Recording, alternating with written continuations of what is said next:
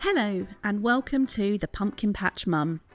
This is a heartwarming and down-to-earth podcast where we dive into the vibrant, busy and sometimes messy life of me, a mum who also happens to be a passionate pumpkin farmer.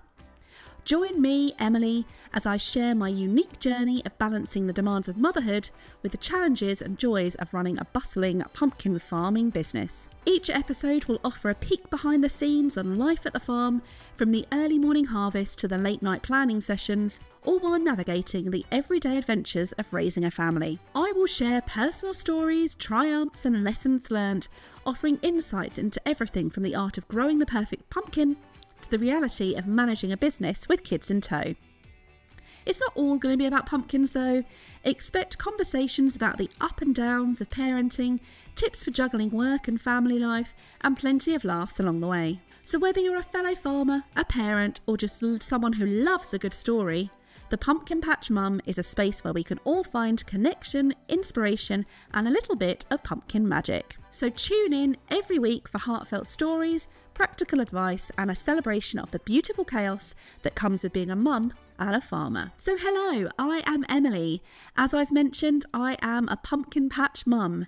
I've got two adorable children, a boy aged 6 and a little girl aged 2.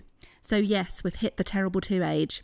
I also run a pumpkin farm, which is a wholesale pumpkin business, so we sell and supply pumpkins throughout the UK.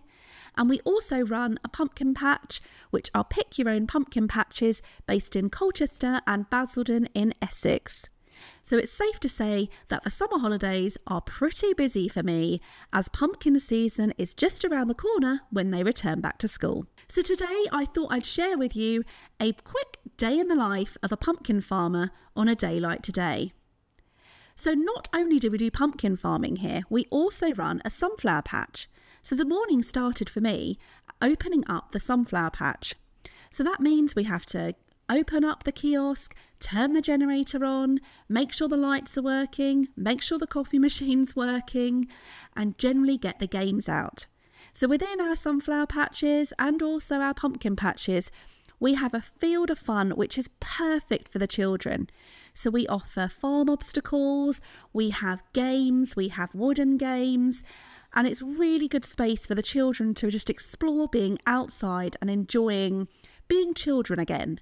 So every morning we have to replace and make sure that all the games are put out, all ready and all nice for the children to use the next day. So once that's set up, I can then leave there and head down to the yard where I meet the pumpkin patch pickers.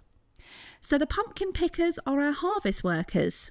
So as you can imagine, on a pumpkin farm, harvest isn't done using a combine harvester, it's very manual.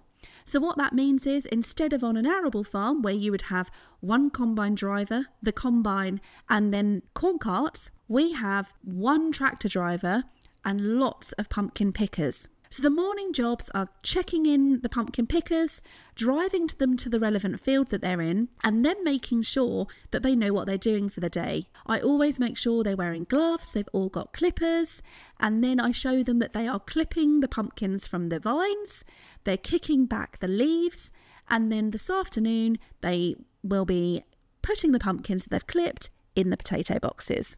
So leaf cover is really important for pumpkin growing season. So if you can imagine, the pumpkin plant is at the centre of the pumpkin, and within those the leaves grow and they grow big. Pumpkin plants have big, massive actually, pumpkin leaves. And the reason they have such big leaves is because they act as rain catchers. So for example, this summer we have hardly had any rain since we planted. That means that any rain we do get is vital that they go into the pumpkin plant. So the big leaves help that, because once they've caught any rain droplets, even just a bit of dew sometimes, that water, that rain is then collected on the leaves and then gently dripped down into the pumpkin plant so that it helps nourish it. So as I say, the pumpkin leaves are super important for the growing season, but when it comes to the harvest season, they can actually be super annoying. because they are so big, and if they haven't died back yet, which they already haven't this year, it does mean that the pumpkins can actually get hidden underneath such heavy leaf cover. So it means that the pumpkin pickers have to work extra hard. They have to kick the pumpkin leaves back to make sure that they can see which pumpkins they are clipping from the vine, to make sure A, they're not missing any pumpkins, and B, what variety we're on.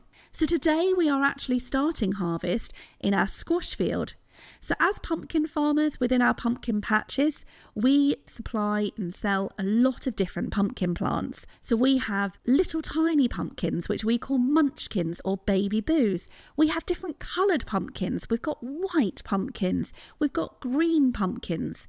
We've got pumpkins that are better for eating, such as the grey Crown Prince pumpkins, or the onion squash pumpkins, or a kabocha squash. And we also have the pumpkins that I get really excited about. So one of the favourite jobs that I do on the farm back in April time is I put together the seed order. Now that means I get to spend time looking through garden catalogues, checking out what the new and upcoming pumpkin varieties are going to be this year. It might sound boring to some of you, but it honestly is one of my favourite jobs, and I love the fun and funky seeds that we can buy.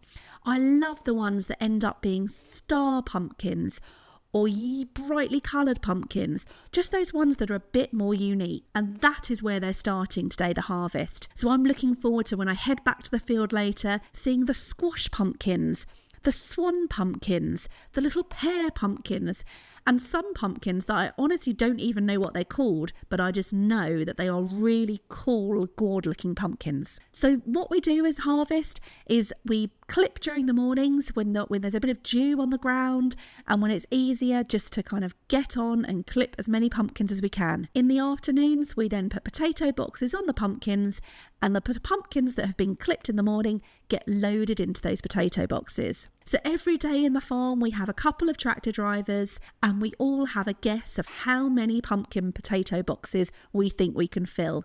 And then at the end of the season, there's always a bit of a prize for the person that has chosen the right answer. So that's today. And you won't believe that also Bertie, my little son, has already started carving and painting pumpkins. So people often ask me, what do the children think about pumpkins? Are they into them? And unfortunately, the answer is, well, I say unfortunately, fortunately for me, yes, they love pumpkins. Our little girl has gone to sleep with a little tiny munchkin in her cot because she just will not part with it. And as I say, our son is already carving and painting pumpkins as he is currently on holiday. And being the creative little artist he is, that's what he loves to do. So tune in with me, the Pumpkin Patch Mum, for the next episode where I'll share more stories on what we're up to.